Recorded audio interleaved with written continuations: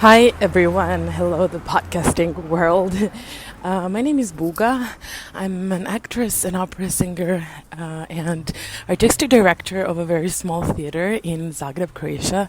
That's in Europe. We actually were just third in the World Cup, so in the soccer World Cup. So maybe you heard of us. Anyways, I just decided to start this podcast because I want to share my thoughts, my experiences, my comments on the performing arts industry as someone who is trying to make it, creating something on their own. I'm also a late diagnosed ADHDer. I just got diagnosed this year at the age of 28. So that's also comes with a set of challenges and different experiences by itself. Yeah, because I'm navigating this thin line between, having my own theater that I inherited from my parents that I'm going to be talking about a bit more in this episode. I'm going to share my story. And then also, still trying to participate in the mainstream venues and auditions and performances and stuff like that. And I think the performing arts industry is still very foggy in a way.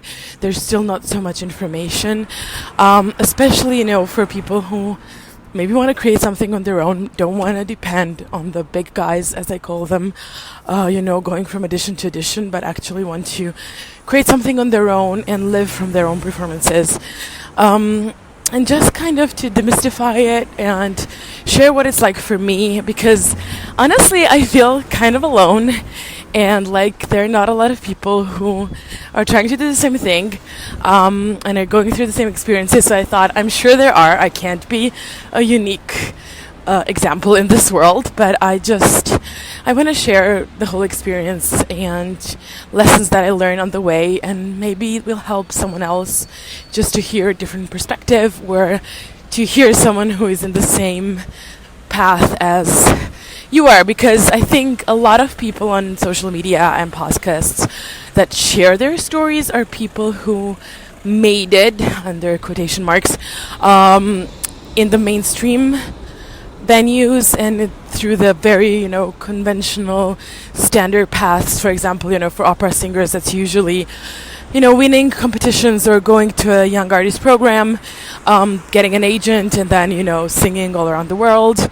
And I don't think there are enough voices, of people who are living a different lifestyle as performers, and I know there are a lot of us out there. I know, that there are also a lot of people who are doing something on their own while waiting to be a part of the mainstream. But I think our voices are just not as loud. And then there's this whole image of what success in the performing industry should look like, and that everything else is not success, and I just don't agree with that. So I want to share my story, my lessons, kind of like a diary, hoping that it will maybe help someone else as well. Today I just want to do like a little introduction and share a little bit about myself, about, where I am at and what's going on and how we got here. I'm going to try and keep it short. Anyways, as I said, my name is Buga. Fun fact, it actually means song in Old Slavic, which I didn't know until like a few years ago. I grew up in theater because my parents, they're both actors, and they founded our theater called Malo, which literally means little stage. And yeah, basically they built the theater with their own hands 35 years ago now. And it's a theater mostly for children and young adults. But we also do performances for adults. Because they wanted to do something on their own. My mom was a big star in the former Yugoslavia. And that's a whole other thing. But yeah, she was a huge movie star, and she had a great career in the mainstream theater. And, they were both employed and had the safe salary and big roles. But it's just not something that they wanted to do. They wanted to create performances that they believed in. They wanted to create things on their own. They didn't want to, as my mom says, she didn't want someone to put her name on a cast list and define her career in that way. She wanted to be the one choosing her roles. And so they founded their own theater, and that's where I was almost born really, truly, literally born at. And that's where I grew up. I always knew I wanted to be in theater. And I fell in love with opera at the age of 17. And that totally changed my life and switched everything. So I studied opera singing first here in Zagreb, and then I moved to Switzerland for 2 years, which is going to be an episode all at itself, about the whole experience of studying abroad and moving away from home and all of that. And then I came back to Croatia and I felt completely lost. I think not a lot of people, I have at least haven't heard a lot of stories of people talking about this limbo stage that I heard, and I know that a lot of my colleagues and friends found themselves in when you finish academy, when you finish a university, and then it's like, what now? Because not for a lot of us, it happens that you immediately get into a young artist program and immediately you get an agent and you start working, but it's more of like, what now? And I know a lot of my colleagues go into teaching. Some of them, of course, really want to be singing teachers or performing teachers, whatever. But I know a lot of people go into teaching because they think they don't have any other opportunity, any other way. Honestly, it's very funny because my parents have a theater and I didn't think about going into theater and creating my own performances. I was like, I'm going to work at McDonald's. And I actually got a job at McDonald's. And then my parents were like, are you insane? There's nothing wrong, of course, with the job at McDonald's. But they were like, you have a theater. That, is what they moved in the meantime to China. That's a whole nother story. But our theater was kind of like for 3 years without management. We had like a transit management that didn't work out. And my parents were like, the theater is like your home. And if you want it, it's there for you. And so I started going slowly back to my home, the theater. And, I had this whole huge imposter syndrome of, I'm an opera singer, I'm not an actress, how can I do drama performances? Forgetting that when I was younger, I used to say, opera singers are just actors who sing. And I've been acting my whole life. I was a child actress and everything. And slowly I started taking over the whole business. And I had to fire some people. I'm still in the process of, learning how to manage people. And thank God, my mom, she is an incredible producer, an incredible manager, which is why we also created a course for performers on that.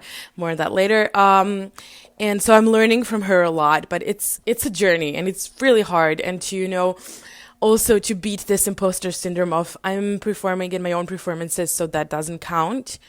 Compared to performing, I don't know, at our local opera or whatever. That's also something that was very bothering me a lot and something I'm still working on.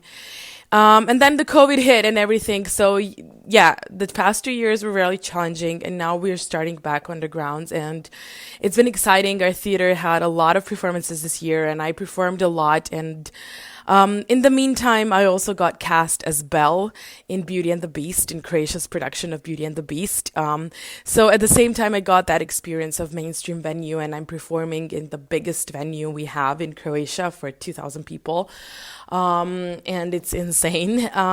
So I have, kind of this picture of both worlds, and of, performing on mainstream stages, and also of doing your own thing and creating your own career on your own terms, away from the big guys, and creating performances that are, what you want them to be, and expressing yourself in a way that you want to. And I think that this whole path for young performers is very rarely shown as an option.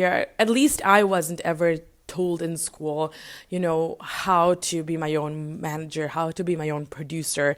And not only regarding auditions and agencies, but also regarding creating my own performances. I don't think that performers are taught enough that we can perform our own performances, that we can produce our own performances, not only concerts, but actual shows, and that they're not any less valuable. On the contrary, you get the incredible stage experience that you really, really need, the higher up you go up in the industry, if you choose to go the mainstream way.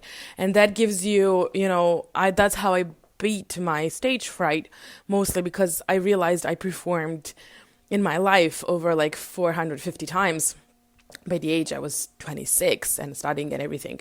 So it was just like, how can I have stayed? I know I've done this so many times, and now I'm, also creating opera performances for children and for adults, interdisciplinary performances that combine opera and dance and drama. And I'm just putting myself out there, and I'm not waiting for someone to give me permission or to tell me I'm a singer. I'm making my own way in an expression that I believe in and in productions that I believe in and I want to create. So that's, in short, all of these things I'm going to be talking about in more in depth in the future episodes. I just wanted to share with you, who I am and what this whole thing is going to be about, what I'm going to share about. And yeah, let me know who you are. I would love to know. You can DM me on Instagram or just comment here if that works here. I have no idea. Anyways, I would love to hear who you are and where you're at in your performing arts journey.